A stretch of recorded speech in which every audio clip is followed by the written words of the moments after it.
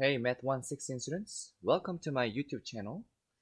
If you think you need to review some of quadratic stuff, let's go over these together. First, note that there are two ways to represent a quadratic function. Number one, the first one is called standard form, y equals ax squared plus bx plus c, where this a cannot be equal to 0. Another form of quadratic function is called vertex form, and it's written as a times x minus p squared plus q. If you remember the graph of a quadratic function, it either looks like going upward parabola or downward parabola. The first case we have minimum point. For the second case we have maximum point, and these points are called the vertex of a parabola. Vertex is written as p, q. The x coordinate of the vertex is called a p, and this p is the same as this p over here in the equation. The y-coordinate of the vertex is q, and this q is the same as this q in the equation. The only thing that you have to worry about is that we have minus sign in front of the p, we have plus sign in front of the q. So if the vertex in this case is written as 1, 3, then you have to write the quadratic equation. Looks like this: y equals some number a times x minus 1 squared plus 3. Next, I would like to teach you about the difference between quadratic function and then quadratic equations. For the function case, we must write down input and output, which is x and then y. So we have to write the quadratic function as a y equals ax squared plus bx plus c, whereas quadratic equations have two expressions connected by the equal sign, not like input and output case. Alright, let's start the first example, which is solve the equation by graphing. We have x squared minus 1 equal to 0. And in order to solve this by graphing, we need to first graph this quadratic function, y equals x squared minus 1. And please note, this has a vertex located at 0, minus 1. And then from the vertex, we can find out the additional 4 points. So like this. From 0, negative 1, we go, we go 1 right, 1 up. And then we go 2 right, and then 4 up, and so on.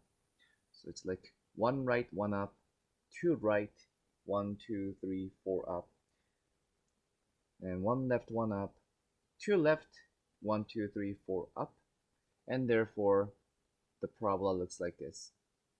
We have 1 up, 4 up, 9 up because it's a squared. 1 squared is 1, 2 squared is 4, 3 squared is 9. That's why we have y values corresponds to like this from the vertex. Did you notice that we have the solution of negative 1 here and then positive 1 here? So what's the answer? The answer is x equals plus and minus 1. And that's it for the first example. How about we do the exactly same equation, except we're solving this algebraically without graphing. There are many ways to do this. One way, factoring. The x squared minus 1 can be factored with x plus 1 times x minus 1 equals to 0. It follows that x is equal to negative 1, x is equal to positive 1 from these two factors. So think about which x makes this bracket 0, negative 1.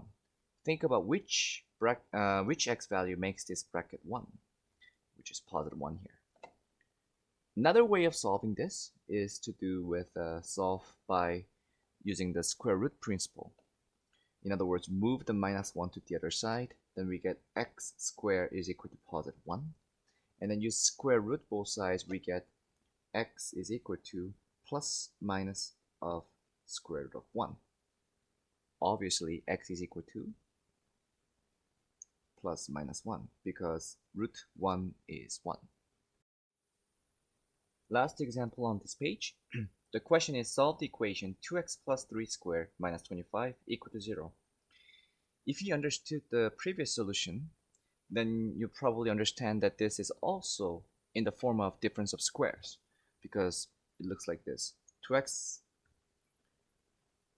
something square minus something square, because 25 can be rewritten as 5 square. So you realize that, oh, I see. So 2x plus 3 is square root of the 2x plus 3 square is 2x plus 3, and then square root of 25 is 5. So we can rewrite this whole thing as using the difference of squares formula, a squared minus b squared equals a plus b times a minus b. And using this fact, we get something bracket with something like this. And then we write 2x plus 3,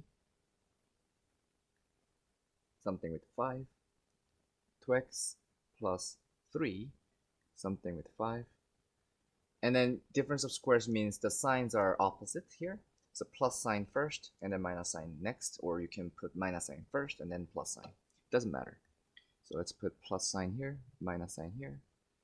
Then we collect the like terms. We have 3 plus 5 becomes 8.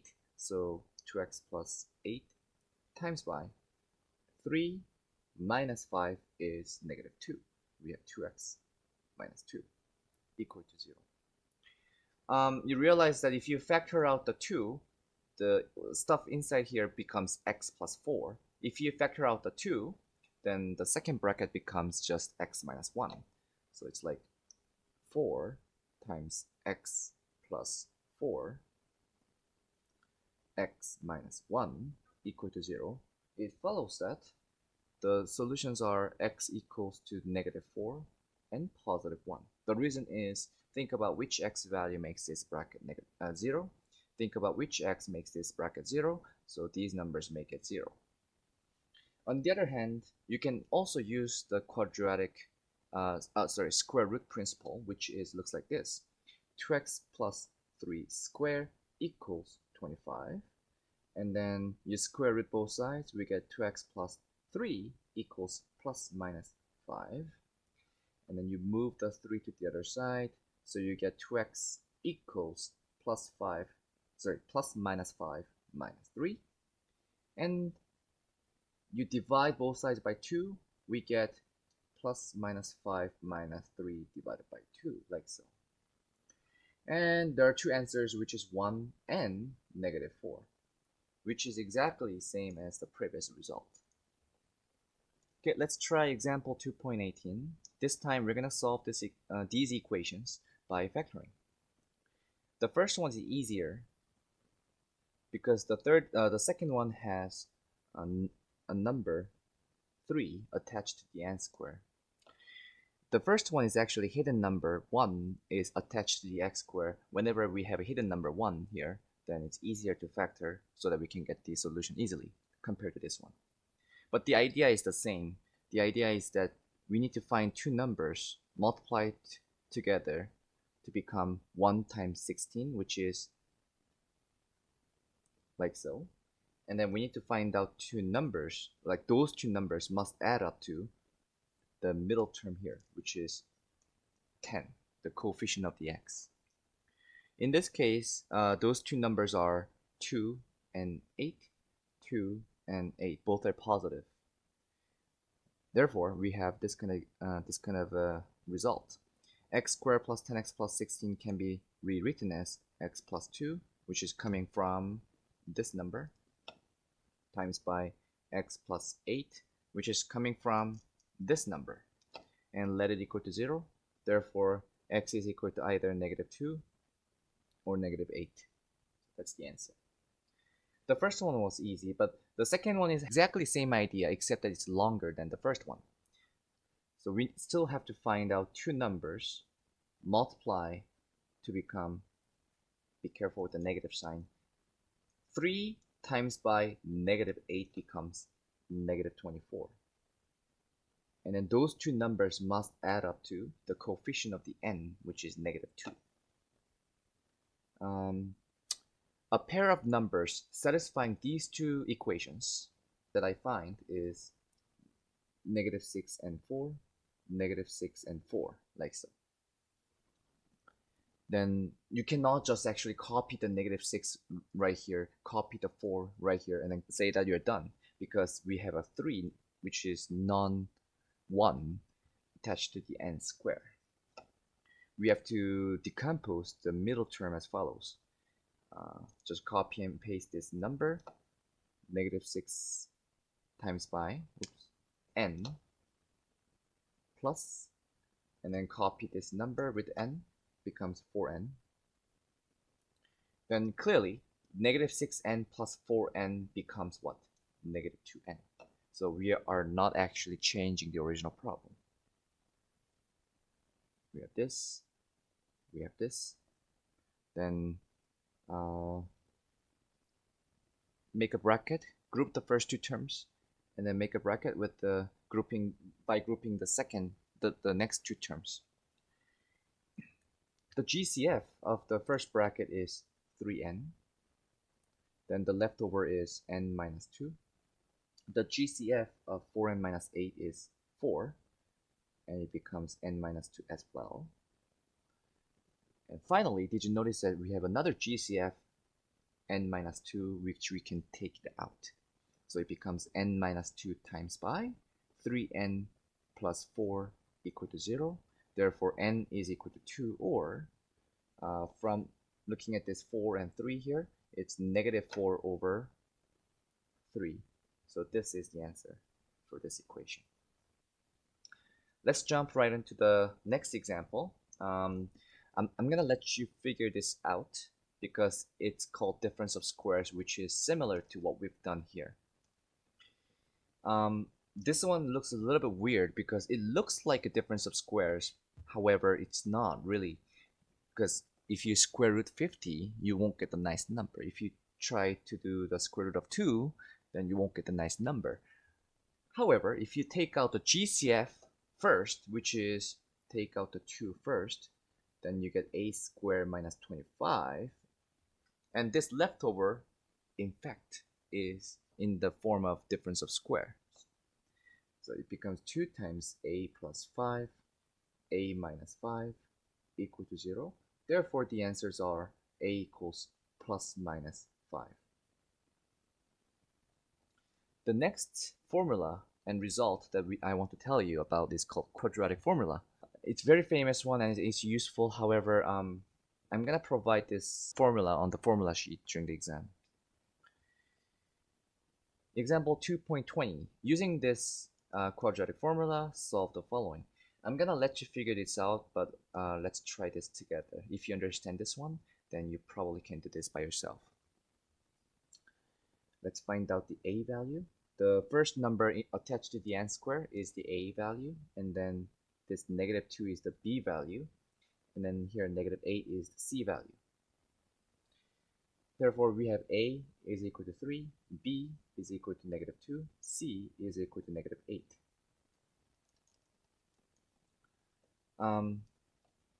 Using the quadratic formula, we have n is equal to, did you see that b is -2? So negative of the -2 becomes +2, plus minus square root of b squared, which is -2 squared, minus 4 times a times by c, all over 2 times by 3. And using your calculator, n has to be equal to either 2 or -4/3. Oh, hang on. This looks familiar. This came from exactly same equation from example 2.18. So that confirms that quadratic formula works. Alright, the last topic that I'm going to talk about today is called finding the vertex p, q without completing the square.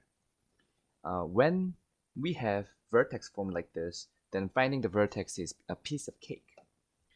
Because all you have to do is basically copy and paste the number you see in the equation. Therefore, we have vertex is p, q. It's very easy. But the problem gets a little bit harder if you face standard form and you're asked to figure out the vertex. instead of you complete the square, I find that this formula very useful. This magic formula, which is minus like x coordinate of the vertex, can be found using this magic formula minus b over 2a, and where if you know the number for b, if you know the number for a right here, then you can figure out the x coordinate of the vertex right away, which is minus b over 2a. The reason why I'm saying that this is useful, even though we don't know the y coordinate right away, it's because if you know the number for x coordinate of the vertex, you can easily find the its corresponding y value by plugging it into the original equation. So let's try some example. Example 2.21, the first one. The vertex in this case is 2, comma, -1. It's basically because you copy and paste this number and you copy and paste this number. How about the vertex of the second one? It's actually in the standard form and we cannot find the vertex right away. However, the x coordinate of the vertex can be found by using the magic formula, which is minus b over 2a equals negative of the -2 divided by the 2 times of the -1, which is -2. So positive 2 divided by -2, then we can find out the x coordinate of the vertex being -1. The y coordinate of the vertex can be found easily by plugging it into the original equation, which is f of -1 equals -1 squared minus 2 times -1 minus 2, and then the y coordinate becomes -1 right here. So you notice that x coordinate of the vertex is -1, y coordinate of the vertex is -1, therefore the vertex as an order pair looks like this: -1 comma -1. Done. So for fun, you can answer this question very easily, and you can also do this by yourself, but I'll give you the answer. The answer for the first one is 2, 1 over 4, and the answer for this one is 1, 1. So please have fun with this. Thank you very much.